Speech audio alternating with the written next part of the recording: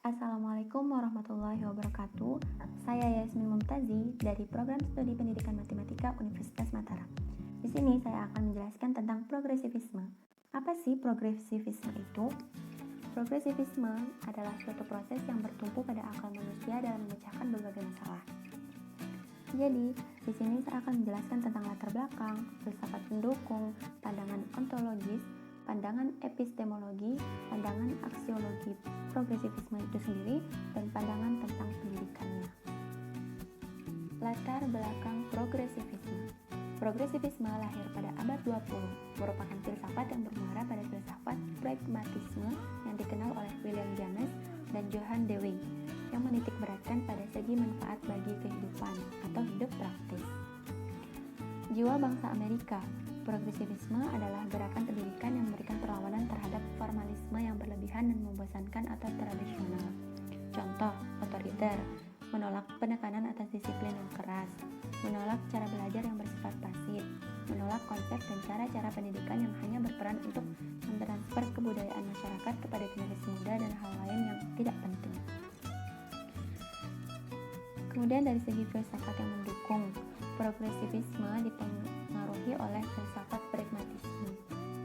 Dalam sejarahnya, progresivisme muncul dari tokoh-tokoh seperti Charles S. Peirce, William James, dan Johann Dewey, dan eksperimentalisme seperti Francis Bacon. Lanjut, dari segi pandangan ontologis. Pandangan ontologis. Di sini ada manusia.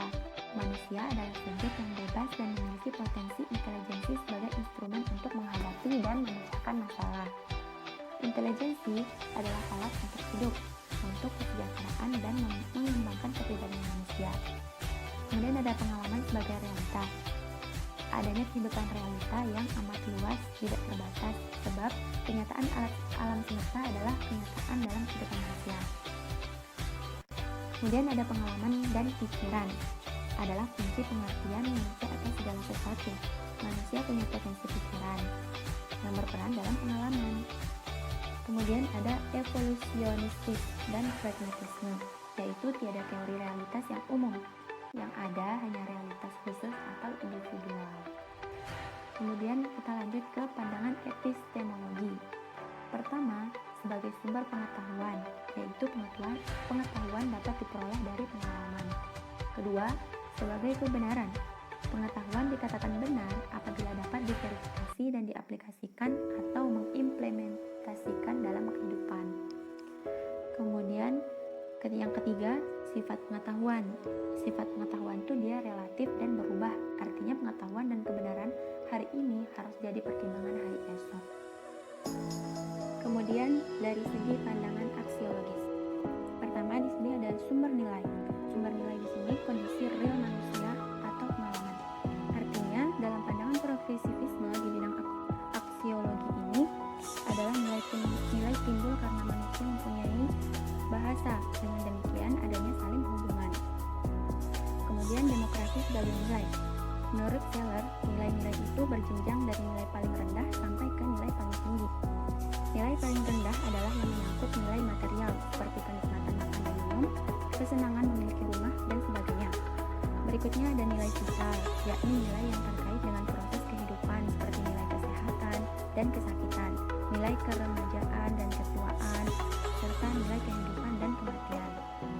Jenjang berikutnya adalah nilai kewajiban atau nilai spiritual yang mencakup nilai estetik atau indah dan jelek, serta nilai etika, baik dan jahat, adil dan tidak adil.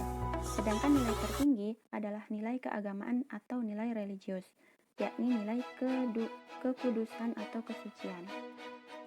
Kemudian ada kriteria nilai. Berguna adalah baik. Berguna adalah baik ini menurut kaum pragmatis.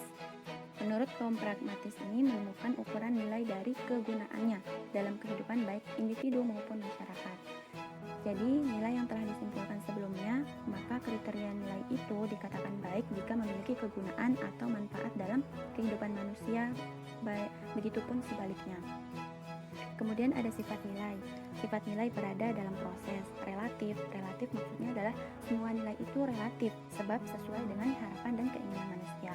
Kemudian kondisional, memiliki kualitas memiliki kualitas sosial dan individual, serta dinamis. Kemudian dari segi pandangan tentang pendidikan, ada tujuan pendidikan.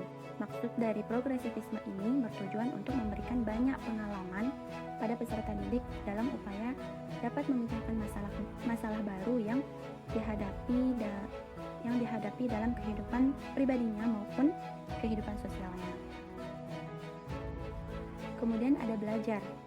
Progresivisme memandang bahwa belajar adalah suatu proses yang berpijak pada akal manusia yang bersifat kreatif dan dinamis sebagai potensi yang ada pada diri manusia. Kemudian ada pendidik dan peserta didik.